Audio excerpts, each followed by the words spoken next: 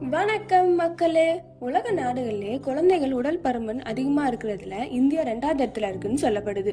ரீசெண்டா world obesity federation release பண்ண world obesity atlas 2026 report படி இந்தியால 14 மில்லியன் குழந்தைகள் உடல் பருமனா இருக்காங்க அப்படின்னு கண்டுபிடிச்சிருக்காங்க. அதுலயும் 5ல இருந்து 9 வயசுல இருக்க குழந்தைகள் 14.9 மில்லியன் குழந்தைகள் ஓவர் வெயிட் இல்லைன்னா அதிக உடல் பருமன் இருக்காங்க அப்படின்னு சொல்லப்படுது. அடுத்து 10ல இருந்து 19 வயசுல இருக்க குழந்தைகள் 26 மில்லியன் குழந்தைகள் ஓவர் வெயிட் இல்ல அதிக உடல் பருமனா இருக்காங்க அப்படின்னு சொல்லப்படுது. இந்த லிஸ்ட்ல ஃபர்ஸ்ட் இருக்க கண்ட்ரி என்னன்னு பாத்தீங்கன்னா சைனா தான். 33 மில்லியன் குழந்தைகள் உடல் பருமனா இருக்காங்க அப்படின்னு கண்டுபிடிச்சிருக்காங்க. 3வது இடத்துல USA இருக்கு. இதுல 13 மில்லியன் குழந்தைகள் உடல் பருமனா இருக்காங்க அப்படின்னு கண்டுபிடிச்சிருக்காங்க. ஏன் இவ்வளவு அதிகமா இருக்குன்னு பார்க்கும்போது மெயினா லைஃப் ஸ்டைல் சேஞ்சஸ் தான் சொல்றாங்க.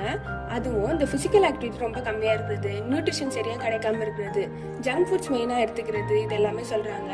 அதுலயுமே இந்த சுகர் லெவலுக்கு என்ன சொல்றாங்கன்னா 6ல இருந்து 10 வயசுக்குள்ள இருக்க குழந்தைங்க ஆவரேஜா 0ல இருந்து 50 மில்லி லிட்டர் சுகர் ட்ரிங்க்ஸ் ஒரு நாளைக்கு எடுத்துக்கிறாங்க அப்படின்னு சொல்லப்படுது.